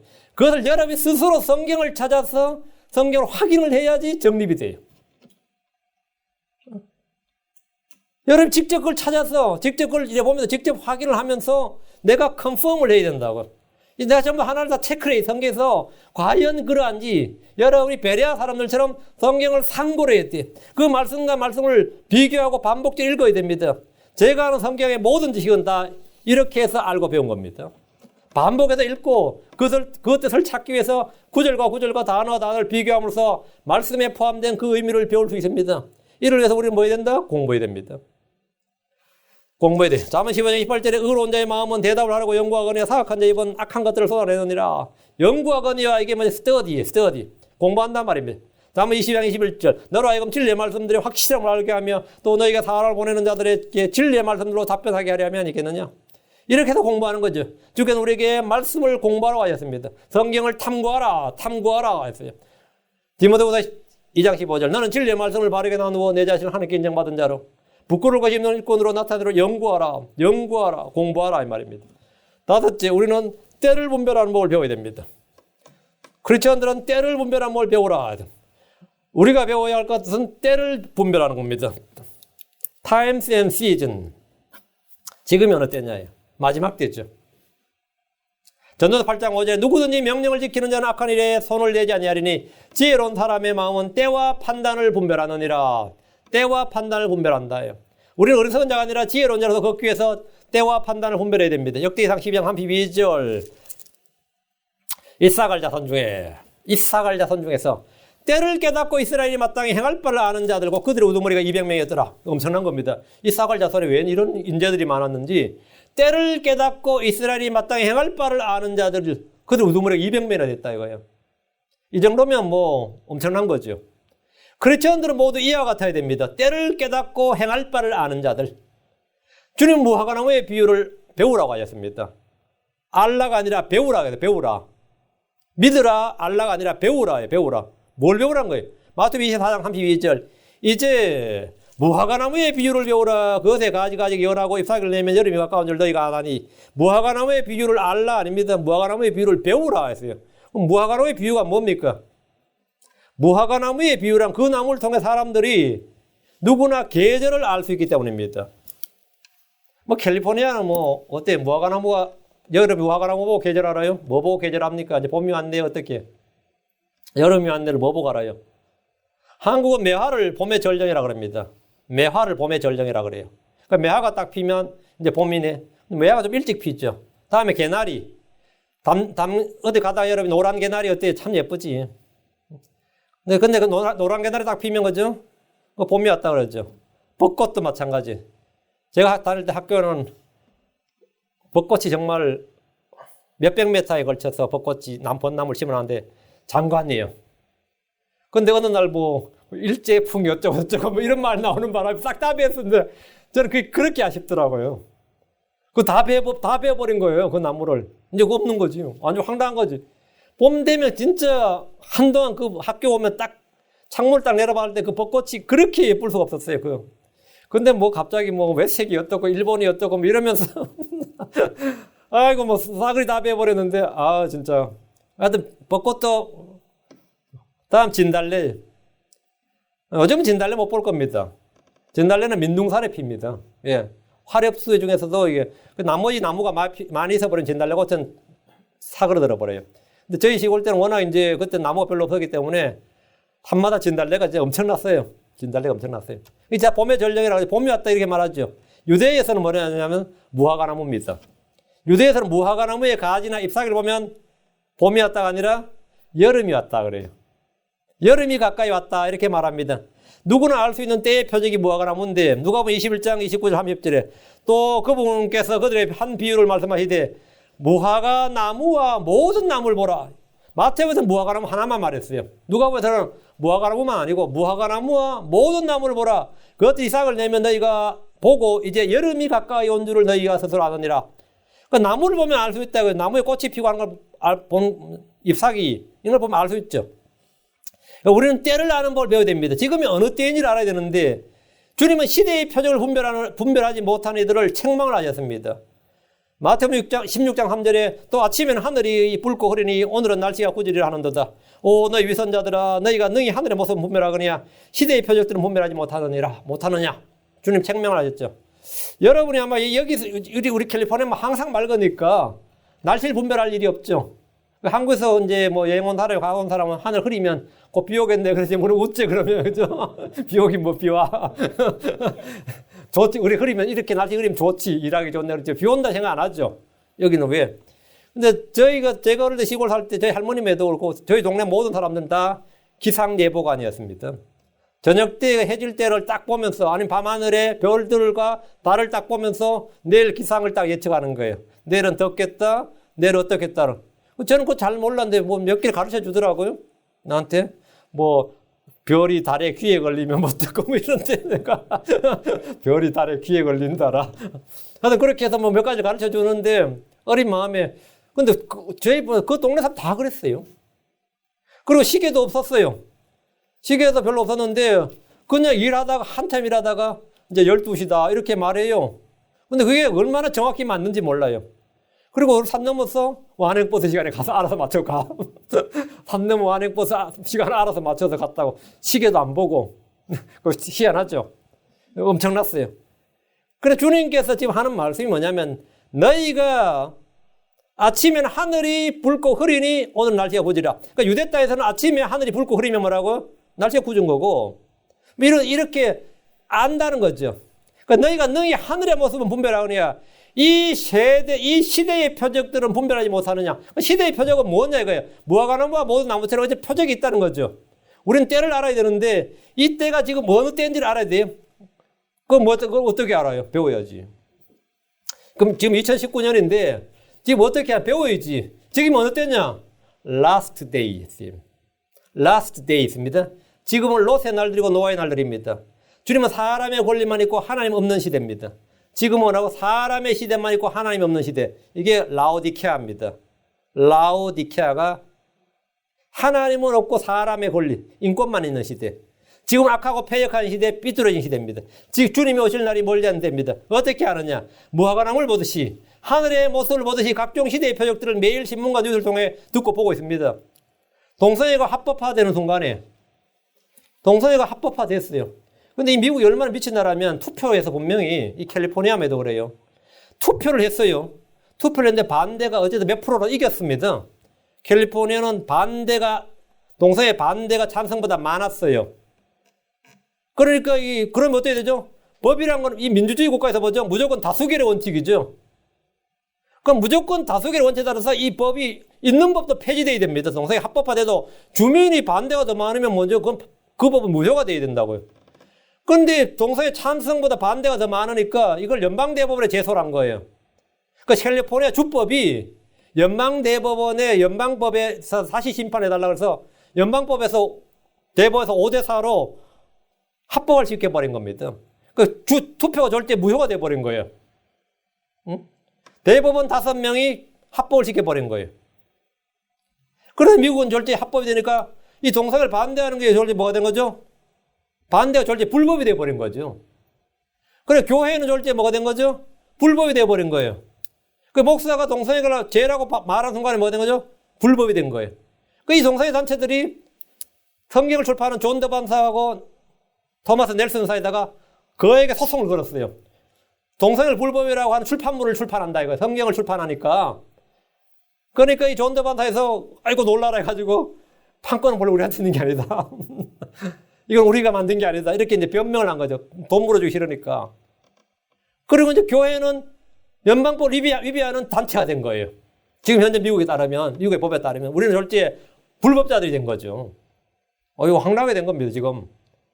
그럼 이게 뭐냐면 성경에 따르면 이게 뭐죠? 롯의 날들이죠. 롯의 날들이 뭐죠? 소돔이 뭐죠? 소돔이가 뭐예요? 그게 동성애입니다. 노아의 날들이 뭐죠? 마찬가지죠. 또 있어요. 각종 자연재해와 지진이 갈수록 많이 일어납니다. 크리스천들에 대한 핍박이고 미국이나 유럽에서 합법적으로 이루어지고 있습니다. 마가복음 13장 7절 8절에 또 너희가 전쟁들과 전쟁의 소문을 들을 때 불안해하지 말라. 그런 일들이 반드시 있어야 돼. 아직 끝은 아니니라. 민족을 왕국을 대적하여 일어나고 곳곳에 지진이 있으며 기근과 재난이 있으리니 이것들은 고통의 시작이니라. 곳곳에 지진이 있으며 기근과 재난이 있으리니 있죠. 한국은 옛날에 얼마 전까지만 해도 지진 청정 지역이었습니다. 한국은 지진이 안 나는 나라라 그랬어요. 건물 지을 때도 지진 설계는 할 필요가 없었습니다. 지금은 아닙니다. 언제부터 갑자기 한국에 지진이 계속 막 일어나는 거예요. 이제 포항 근처 특히 동쪽에. 그리고 기근과 재난이 있다 이거죠. 전쟁과 전쟁은 뭐 너무 많고 지금도 계속 전쟁 중이고. 근데 뭐라고요? 이건 시작이다 이거예요. 대화를 얼마 남지 않았다 이거예요. 지금 여기도 지진이 많이 일어나고 있죠. 이거는 갈수록 더 많이 날 겁니다. 마치 산통의 고통이 점점 잦아지는 것처럼 지진이 점점 많이 나는데 그건 뭐라고요? 얼마 남지 않았다. 지진이 한번 날 때마다 여러분 두려워할 게 없습니다. 두려워하지 말고 불안해하지 말라고. 주님이 오신다는 뭐냐? 종소리입니다. 이거는 땅이 우리에게 주님이 오심을 알려주는 뭐라고요? 깨어있고 예비하라는 뭐냐? 이건 종소리예요. 그 자자자작 나고 막 여러분 지진이 나가지고 건물이 찌그덕찌그덕 하면 이 소리가 아름답게 들려요. 주님이 빨리 오신다는 아름다운 뭐라고 절정의 소리예요. 사람이 안 외치니까 땅이 외치는 거예요. 사람이 안 외치니까 땅이 외치고 사람들이 가만히 목사들이 입을 닫고 있으니까 해일이 쓰나미가 막 토네이도가 외치는 거예요. 지진과 기근이 막 외치는 거예요. 잦은 지진은 두려워할 것이 아닙니다. 이 말은 성도의 휴거와 부활도 얼마 남지 않았다. 얼마 남지 않았다. 전쟁과 전쟁의 소문은 무서운 것이 아닙니다. 전부 다 뭐냐? 주님의 오심을 알려주는 전령입니다. 주님의 오심을 알려주고 우리를 깨어있도록 해주는 이건 종소리예요. 그 지진 같은 거 뭐냐면 우리도 가까이 요즘 미국도 셀폰 가다 갑자기 막 소리가 삑삑 났죠. 인물전식이나 뭐 이제 뭐 두 가지 경우에 설정만 해두면 특별히 꺼놓지 않으면 막 갑자기 뭐 애가 유괴됐다든가 어디에 뭐 불이 났다든가 하면 막 긴급 상황을 막 알려준다고. 그럼 그 소리를 우리가 들으면 어떻게 되죠? 긴급 상황인 줄 알잖아요. 긴급 상황인 줄 알죠. 그 지진 같은 거는 이런 건 뭐냐? 우리가 지금 긴급 상황이다. 깨어 있으라는 거예요. 그래서 주님의 오심을 알려는 전령이에요. 그러니까 주님의 오심을 알려주고 우리를 깨어 있도록 이런 종소리다요. 무화과나무보다 하늘의 모습보다 더 확실한 시대의 표적이 있습니다. 디모데후서 3장 1절에서 5절입니다. 디모데후서 3장 1절에서 5절. 우리가 배워야 할 것 같아요. 우리가 시대를 분별하는 법 배워야 됩니다. 지금이 뭐라고요? 마지막 날들 마지막 때다예요. 주님 오실 날이 얼마 남지 않았다예요. 또한 이것을 알라. 즉 마지막 날들의 위험한 때가 이르리라. 사람들이 자기를 사랑하며 탐욕을 부리며 자랑하며 교만하며 신성모독하며 부모에게 불순종하며 감사하지 아니하며 거룩하지 아니하며 본성의 예정이 없으며 협정을 어기며 거짓 고소하며 절제하지 못하며 사나우며 선한 자들 멸시하며 배신하며 고집이 세며 높은 마음을 후며 하나님을 사랑하기보다 쾌락들을 더 사랑하며 하나님의 성품의 모양이 있으나 그것의 능력은 부여하리니 이런 자들에게 돌아서라. 지금 여기 나오는 마지막 날들의 위험한 때에 나오는 표적들이 2절부터죠. 사람들은 지금 다 자기를 사랑합니다. 이걸 요즘 가르치고 있어요. 다 자기를 존중하라, 자기를 사랑하라 이렇게. 탐욕을 부리며 끝이 없죠. 자랑하고 교만하고 신성모독하고 부모에게 불순종하고 감사하지 않고 감사함이 없습니다. 요즘 사람들이 감사하면 당연한 권리인 줄 알지. 쟤 본다. 난 거룩하지 않고 본성의 애정이 없어요. 이것이 때를 분별하는 표적입니다. 아, 지금 마지막 때 위험한 날들, 위험한 때구나 이렇게. 6째입니다. 효도하는 걸 배우라 하며 효도하는 걸 배우라. 부모에게 순종하고 공개하고 효도하는 일이 십계명에는 약속에 있는 첫째 명령입니다. 에베소 6장 1절 3절에 보면 자녀들아 주 안에서 너희 부모에게 순종하라 이것이 옳으니라. 내 아버지와 어머니를 공개하라 그것은 약속에 있는 첫째 명령이니 이것은 내가 잘되고 땅에서 장수하게 하라 함이니라. 그 주님께서 이 명령 내 아버지 어머니를 공경하라 이걸 왜 줬느냐 이거죠. 내가 잘되고 땅에서 장수하게 하라 함이니라. 그 장수의 비결이 뭐냐? 부모를 공경하는 거죠. 그 부모에게 순종하고 부모를 공경하라고요. 부모에게 순종하고 공경하는 일은 자기가 잘되고 땅에서 장수하는 길입니다. 골로새서 3장 20절에 자녀들아 모든 일에서 너희 부모에게 순종하라. 이것은 주를 매우 기쁘게 하느니라. 부모에게 순종하는 일은 주를 매우 기쁘게 하는 일입니다. 요즘은 자녀들이 아니라 요즘 부모가 자녀를 기쁘게 하는데 온 애를 다 쓰죠. 부모가 자녀를 기쁘게 하느라고 애를 다 쓰고 돈 다 쓰고 시간 다 쓰고 이 시대가 거꾸로 지금 돌아가고 있는 거죠. 크리스천들 가정은 바로 잡아야 됩니다. 여러분 시대가 이런 시대니까 하면서 그냥 같이 흘러가지 말고 우리는 크리스천으로서 크리스천의 가치관에 맞춰 이 진리에 맞춰서 가정의 틀을 잡아야 있대요. 자녀가 부모에게 순종해야지. 부모가 어떻게 자녀에게 순종해? 어느 집 구석이 그런 집 구석이냐? 대부분 지금 그래요. 부모가 자녀에게 순종하고 휘둘리고 막 땡깡 부리고 하면 뭐 꼼짝 못해요. 땡깡 부리고 하고. 전에 우리 교회 여기 한번 오셨던 거 있죠? 애가 차 안에서 안 나오는 거예요. 애가 차 안에서 안 나오니까 결국은 부모가 예배 못 드리고 갔어요. 애한테 끌려가지고. 애가 차에서 안 나오니까. 그럼 너는 나오지 말라고 그냥 딱 끊어야 되는데 지금 힘의 파워의 관계가 뭐죠? 자녀한테 센 거야. 그게 한두 번이 아니기 때문에 항상 통하는 거예요. 진짜 부리고 고집 부리면 언제나 부모가 끌어당길 수 있는 거니까. 부모가 끌어당길 수 있으니까. 요즘 자녀가 뭐라고? 내 아들과 딸들을 공경하라. 내 아들과 딸들에게 순종하라. 이것이 옳으니라. 뭐 이런 이 꼴 난 거죠. 이거 질서 바로 잡아야 됩니다. 이거 질서 바로 잡아야 돼요. 부모에게 순종하는 일이 주를 매우 기쁘게 하는 일입니다. 반대로 자녀에게 순종하는 부모, 주를 매우 불쾌하게 하는 일입니다. 근데 요즘은 자녀들이 아니라 정부가 노인들의 복지를 책임지는 것을 이상적인 정치, 이상적인 사회라고 여깁니다. 그래서 은퇴할 쯤이면 어떻게 하죠? 빨리 사전 상속을 다 해버려요. 왜? 그래야 노인복지연금을 받을 수 있으니까. 재산 있으면 못 받으니까. 그래서 노인 아파트를 넣어가든지 뭐 정부에서 어쨌든 복지연금 한 달에 얼마 전에 웰페어라도 받으려면 빨리 재산 다 정리해버린 거예요.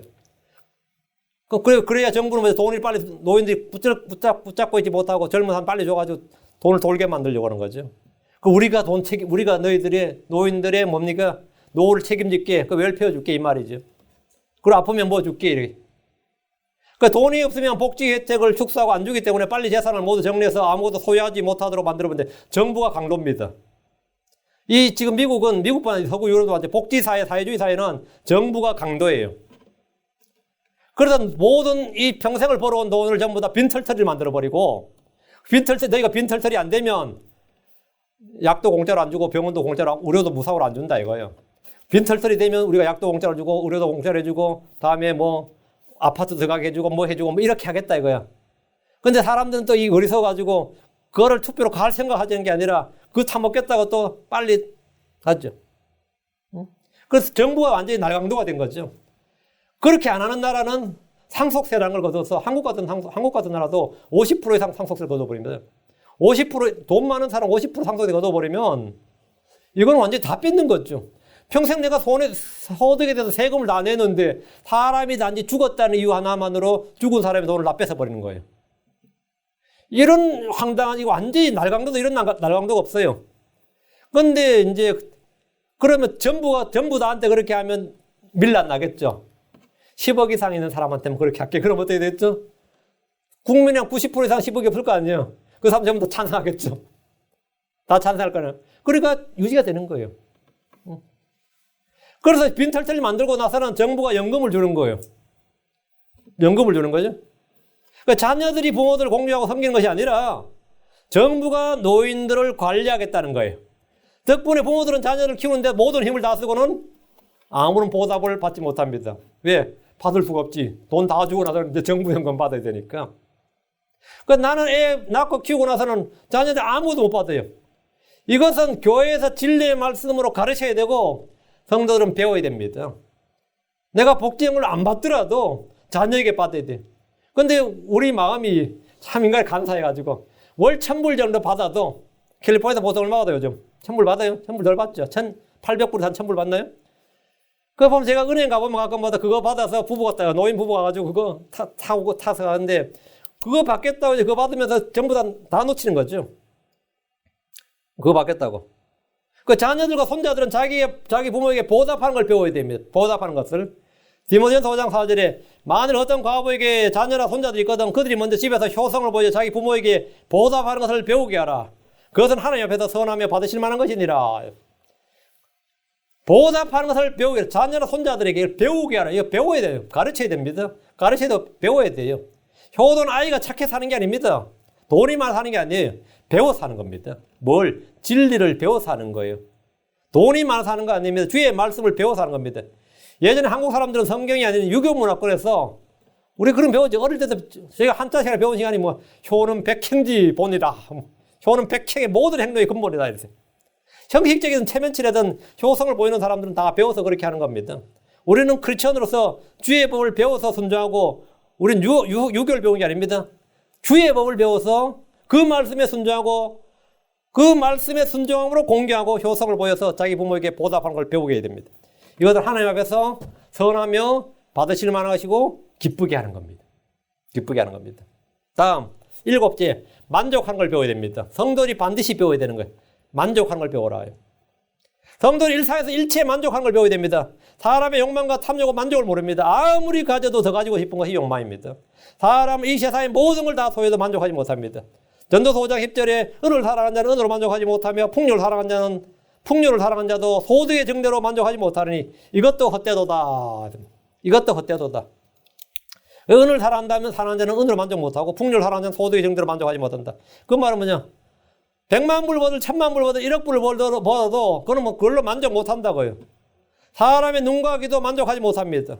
전도서 1장 8절에 모든 것이 수고로 가득하여 사람이 그것을 말할 수 없나니 눈은 보는 것으로 만족하지 못하고 아니하고 귀는 듣는 것으로 채워지지 아니하는도다. 눈은 보는 것으로. 그러니까 아무리 여러분이 경치 좋은 곳에 와도 그것으로 만족하지 못합니다. 귀는 듣는 것으로 채우지 않는다. 이 말은 사람의 감정이나 욕망에는 아무리 공급이 넘쳐도 만족이 없다 이 말입니다. 크리스천들은 육신의 정욕과 욕심을 그리스도와 함께 십자가에 못 박은 사람들입니다. 갈라디아 5장 24절에 그리스도께 속한 사람들은 애착들과 정욕들과 함께 육신을 십자가에 못 박았느니라 했어요.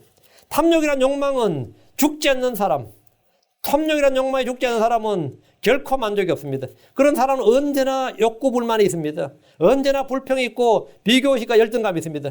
그렇지 않으면 그런 사람 마음대로 교만합니다. 주의 은혜로 족한 사람들은 크리스천입니다. 주의 은혜로 내가 족하다. 이게 이제 만족을 배운 거예요. 난 주의 은혜로 족하다 이거예요. 지금의 내가 주님의 은혜, 하나님의 은혜로 되었고 나의 연약함을 자랑하는 사람이라면 그는 만족을 배운 사람입니다. 나의 연약함이 부끄러움이 아니고 그것이 숨기고 감추고 싶은 것이 아니라 나의 연약함을 내가 자랑할 수 있는 사람, 나의 연약함이 거기서 주의 강함이 심나서라고 하나님의 강하심이 거의 권능이 머물고 있다. 이래서 나의 연약함을 자랑할 수 있다. 그리고 내가 그리스도와 함께 나의 정과 욕심을 십자가에 못 박았다. 이런 사람, 하나님의 은혜로 족한 사람, 우리는 이걸 어떻게 하는 거예요? 배워야 돼요. 배우는 겁니다. 저절 어느 날 갑자기 턱 되는 거 아니에요. 배워야 돼요. 만족은 소유의 공급이나 야망의 성취나 욕망의 성취로 되는 것이 아닙니다. 주의 은혜를 알고 배워야 하는 겁니다. 빌립보 4장 11절 12절에 내가 궁핍함으로 말하지 아니하노라. 내가 어떤 처지에 있든지 거기에 만족하는 것을 내가 배웠노니. 내가 만족하는 걸 배웠다 이거예요. 내가 배웠다. 거기에 만족하는 걸 배웠어요. 나는 이런 환경에 사는데 나 만족하는 걸 배웠다. 어때요? 내가 정말 구질구질하고 정말 난 이렇게 해도 못 산다. 이게 아니라 거기서 만족하는 걸 배웠을 만에 기쁘게 즐겁게 안식과 잘 누린다면 어떨 것 같아요? 만족을 걸 배운 거죠. 어떤 사람 그걸 비참해하고 못 산다, 못 살겠다 그러고 더 이상 못 살겠다 그러는데 난 거기에 만족하는 걸 내가 배웠다고요. 내가 어떤 처지에 있든지 거기에 만족을 내가 배웠노라. 내가 비천하게 되는 것도 알고 풍부하게 되는 것도 알아. 어디에서나 모든 데서 배부른 것과 배고픈 것과 풍부한 것과 궁핍당한 것을 배웠노라. 바울은 배웠다요. 우리는 내가 배웠노라. 배웠다. 어떻게 배우는 거예요? 배워야 되는. 사도 바울이 환경에 관계없이 만족하는 걸 배웠다면 처음부터 그렇게 된 게 아니에요. 배운 거입니다. 배운 거예요. 만족한 것을 배워야 하는 이유는 이것이 큰 이득이 되기 때문입니다. 디모데서 6장 6절 8절 그러나 만족하면서 하나님을 따르는 것은 큰 이득이 되느니라 했고 만족과 소유는 비례관계 있지 않습니다. 우리는 가진 것이 없어서 만족할 수 있습니다. 디모데서 6장 8절 디모데전서 6장 8절 먹을 것과 입을 것이 현재 우리가 그것으로 만족할 것이니라. 그러니까 소유에 관계없이 어떤 처지에 있든지 만족하기를 배웠다는 것은 주의 은혜가 족하다. 그러니까 주의 은혜가 족하다. 그러니까 주의 은혜를 맛본 사람들이 주의 은혜를 맛보았고 그것이 풍부하다. 넘친다. 이것이 내 안에 이것이 넘친다. 그러면은 일체에 만족하는 걸 다 배우게 된 겁니다. 그거 만족하는 걸 배운 거죠. 그러니까 주님은 우리보다 크시고 우리보다 크십니다. 우리의 마음보다 크십니다. 그런데 이 세상에 존재하는 모든 창조물은 온 우주라도 우리 마음보다 크질 않아요. 그러니까 온 우주가 다 내 소유라도 미국 아메리카 대륙이 다 내 소유라도 그건 뭐라고요? 예. 내가 만족이 없다고. 여기 얼바인 시티 있죠. 그 얼바인 시티는 얼바인 가문의 땅입니다. 그게. 얼바인 도시 전체가 얼바인 가문의 땅이에요. 그 얼바인에 사는 모든 사람들은 자기 집을 사두고 자기 집이 아닙니다. 그 땅은 얼바인식 거예요. 그래서 매년 얼바인 가문 돈을 내야 됩니다. 그 얼바인 시티는 그 사람 땅이에요. 전체가 다. 미국 루이지애나 있죠? 프랑스 땅이었습니다. 그런데 미국이 에이커당 4센트에 샀지. 처음에는 항구만 갔는데 나폴레옹이 다 팔아라 그래가지고 거기에 루이지애나 시장에서 그쪽을 싹 다 사버렸죠. 캘리포니아도 여기 남부 땅을 이 멕시코 땅에 이제 산 겁니다. 이거 캘리포니아 땅을 어떤 대령 소유였습니다. 군인 거였어요. 이 땅을 다 산 겁니다. 텍사스는 산 게 아니고 침략해서 뺏었지만 캘리포니아 샀어요. 그래서 이렇게 했는데 이 땅을 내가 만약 캘리포니아 땅을 내가 다 소유하고 있다면 내가 만족할 거냐? 아닙니다. 왜? 창조물은 사람의 마음을 채우지 못합니다. 창조물, 하나님께서 창조한 창조물은 해나 달이나 별이나 이 모든 소유는 내 마음을 채우지 못해요. 내 마음은 내 마음보다 크신 분만 나를 채울 수 있습니다. 나보다 크신 분, 내 마음보다 크신 분은 하나님입니다. 주 예수님만 나를 채울 수 있습니다. 주님의 어떤 것만 나를 채울 수 있어요. 그래서 주님의 은혜, 주님의 풍성한 긍휼, 주님의 성령, 주의 말씀 이걸로 내가 채움을 받으면 나는 뭐냐고? 만족하는 거죠. 그래서 소유에 관계없이 어떤 처지든지 만족할 배웠다. 그럼 그건 주의 은혜가 족한다. 주님 우리보다 크시고 우리 마음보다 크신 분이다. 주님은 세상보다 크신 분이에요. 세상보다 크다 이거죠. 주님은 가장 크신 분이기 때문에 우리를 가득 채울 수 있습니다. 주의 은혜로 체험받고 그분의 평강과 그분의 기쁨으로 가득 체험을 받으면 만족하는 법을 알게 됩니다. 이걸 우리가 전부 한번 해야 되는데 이 D.L. 모디 목사가 월스트리트가를 요즘 금융가죠. 그 월스트리트가를 지나갈 때 그 사람이 중간에 이 성령으로 너무 충만해가지고 중간에 그 길에 가다가 옆에 건물에 들어가가지고 엎드려서 주님 제발 좀 그만해 주십시오. 그만 채워 주십시오. 그랬다 그래요. 기도하는데 좀 그만 쏟아 부어 주십시오. 너무나 차서 이게 넘친 거죠. 너무나 차서. 근데 대부분 이게 체험이 없는데 여러분에서 생수의 강이 넘쳐납니까? 기쁨이 넘쳐나고 평강이 넘쳐나요? 은혜가 족합니까? 아니, 그 언제나 불평이 많아요.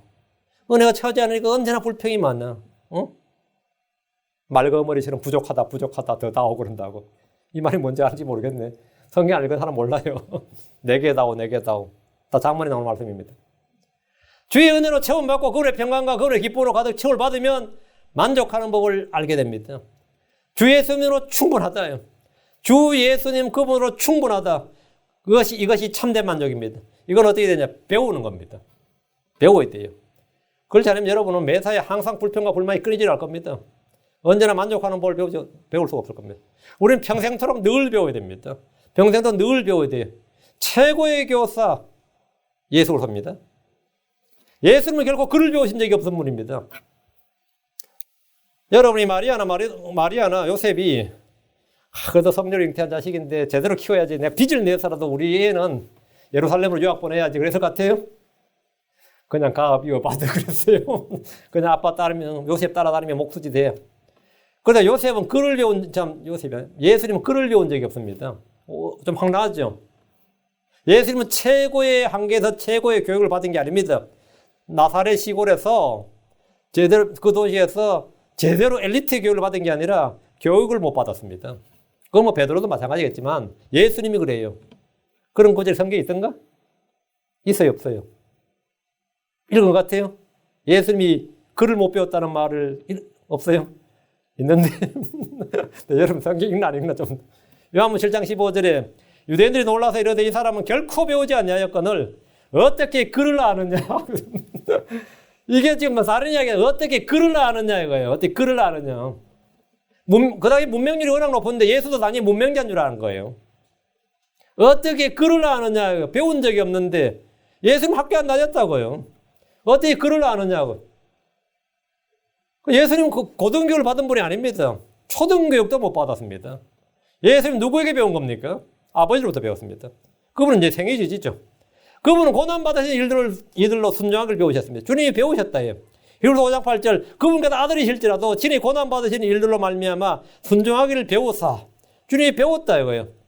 예수님의 제자들은 학문이 없는 무식한 자들이었습니다. 맞아요? 그러나 그들은 사람들이 놀라워하는 지식과 지혜의 소유자였습니다. 누구에게 배운 겁니까? 사도행전 4장 13절 이제 저들이 베드로와 요한의 담장을 보고 그들이 학문 없는 무식한 사람들인 줄로 알았으므로 베드로와 요한은 학문 없는 무식한 자들이었다. 그들은 바리새인들이 아니었다고요. 서기관도 아니었고 율법사도 아니었고 학문 없는 무식한 사람들인 줄로 알았으므로 이상히 여기며 또 그들에 대해 즉 그들이 전에 예수님과 함께 있던 것을 알게 되었고 이들의 그럼 지식은 어디서 나온 거죠? 예수님과 함께 있었다. 그들이 어느 학교에서 배운 것이 아니라 어느 사람들이 배운 것이 아니라 예수님과 함께 있었고 그분에게 듣고 배웠습니다. 주님은 누구에게 배우라 했어요? 내게 배우라 했습니다. 그게 마태복음 11장 29절 나는 마음이 온유하고 겸손해 너희 위에 내 멍에를 메고 내게 배우라. 내게 배우라. 뭘 배우라? 주 두려워하기를 배우라. 여기서부터 시작해서 계속해서 지금 우리가 배워야 할 것들을 배우라요. 만족하기를 배우라까지. 배우라요. 그리하면 너희가 너희 혼을 위한 안식을 찾으리니 주님 안에서 이걸 배워야 됩니다. 이것을 다 배워야 돼요. 이것을 배우지 못하면 우리는 크리스천으로 제대로 이 땅에서 살 수가 없습니다. 살아도 항상 찌그덕거려요. 언제나. 그 믿음의 길을 달려갈 수가 없어요. 이 발이 부러지거나 이그러지거나 뭔가 문제가 터지기 때문에 믿음의 경주를 경주하지 못합니다. 배우면 어떠냐 싶습니다. 배우면 혼의 안식을 찾습니다. 배우면. 배우면 쉬워요. 우리는 크리스천들로서 배워야 할 것들을 반드시 배울 수 있도록 해야 됩니다. 주님께서 배우라 한 것들에 대해서 우리가 배워야 되는데 배우라. 우리는 평생을 일하는 학생이에요. 공부하는 일꾼입니다. 이 말씀 여러분 잘 기억하시고 우리가 오늘 배워야 할 것들을 배우는 좀 전력하기를 바랍니다. 이것을 여러분이 또 집에 와서 말씀을 또 잘 정리하셔서 마음속에 간직하시고 쌓아두시기 바랍니다. 기도하겠습니다. 위대하시고 거룩한 주 하나님 감사합니다. 하나님께서 은혜와 복을 주시고 영을 충만케 해주셔서 오늘 선포한 모든 말씀들이 듣는 모든 혼들에게 영의 양식이 되고 은혜가 되게 해주시옵소서. 이 마지막 시대에 말씀의 기근이 오는 그런 때, 또 이제 말씀의 기갈이 들린 그런 혼들이 많은 때에 저희가 하나님의 말씀을 바르게 배워서 하나님의 말씀의 의미를 바르게 배우고 주의 교를 바르게 배우고 주두려하기를 배우고 아버지는 주께서 말씀하신 명령들을 지켜 행하는 법을 다 배우고 그래서 믿음의 길을 다 달려가서 아버지 큰 성공을 이루도록 도와주시옵소서. 아버지 저희가 결코 실패하지 않도록 사랑은 실패하는 것이 없다고 했는데 마찬가지로 주님 이 주의 말씀을 계속해서 읽고 그것들 안에서 묵상할 때 내가 가는 길에도 형통하게 되고 크게 성공하리라 하신 말씀이 저희 안에서 또 성취되도록 해주시옵소서. 아버지는 이곳 말씀 집내기 모든 성도들이 정말 주의 말씀에 따른 영적인 가치관을 분명히 가진 분명한 신앙관을 가진 그런 성도들이 되도록 도와주십시오. 감사드리며 주의 성기도합니다. 아멘. 네, 찬송가 370